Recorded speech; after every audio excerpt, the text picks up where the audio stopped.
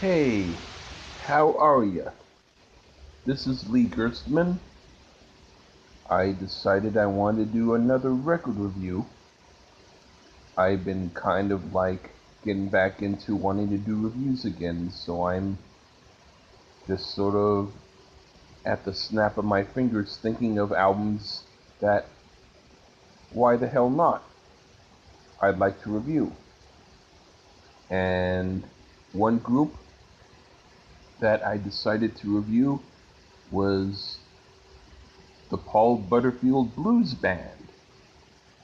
And I've heard a few of their albums and some of Paul Butterfield's other stuff, and I would say that he's really quite an underrated musician. He's used a lot of people who went on to stardom, but he himself is actually pretty damn good. And so if you think that the guy, Paul Butterfield, was just sort of in the back seat to these other musicians who were better than him, then you're probably pretty wrong. Because I would say most of the stuff that some of the other guys did, like Mike Bloomfield and Elvin Bishop, I'd say that they really didn't capture anything on their own that was quite as good as what they did with the Butterfield Blues Band. But Paul Butterfield himself, when he recorded albums after they left his group, he still did good stuff. So there you go. But one album of theirs I had heard of for a very long time and I never really heard it, called The Resurrection of Pigboy Crabshaw. That was after Mike Bloomfield left and Elvin Bishop became their regular, or their lead guitarist. And I didn't know how good or not good it was, but I felt like, well, you know, I had heard stuff about Elvin Bishop and I had heard some of his solo stuff, and I thought, well, I don't know exactly how good this album is. Well, I have to kind of tell you that I was pretty much blown away by how good this album was. If you're thinking Elvin Bishop rules the day and he does excellent guitar solos, that's not what this album is about. This album is about a whole group doing great music. So I'll just get into song by song what I thought, because I really am kind of surprised now that I heard it why I neglected it for so long.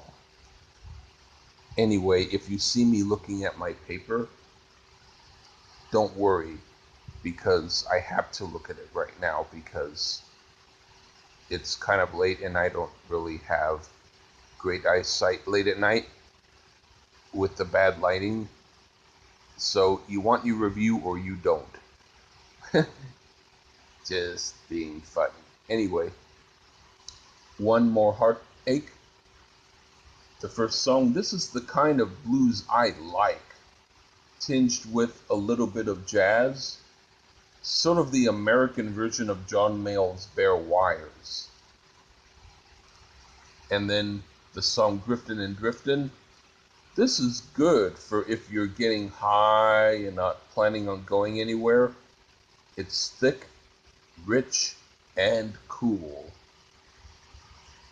And then the song Pity the Fool.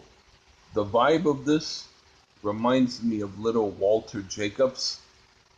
Very cool, fun blues song. And then Born Under a Bad Sign. This is a cool version of the song. The horns help give the song color. And then Run Out of Time. This is more soulful than bluesy, but I really like that. This is one of my favorites. And then Double Trouble. This album gets better and better. Slow, soulful blues, jazz, done really well. And then Driving Wheel. Sexy song. Love the vibe. Is this becoming my favorite blues album of all time? And then Dropping Out. Do the Charleston. This is a little bit different, but works. And then the last song, Tollin' Bells. Totally awesome album closer. This is 10 times better than Savoy Brown's version. Okay, I'll end this on this note. When it comes to blues, I am not what you would call really a blues fan.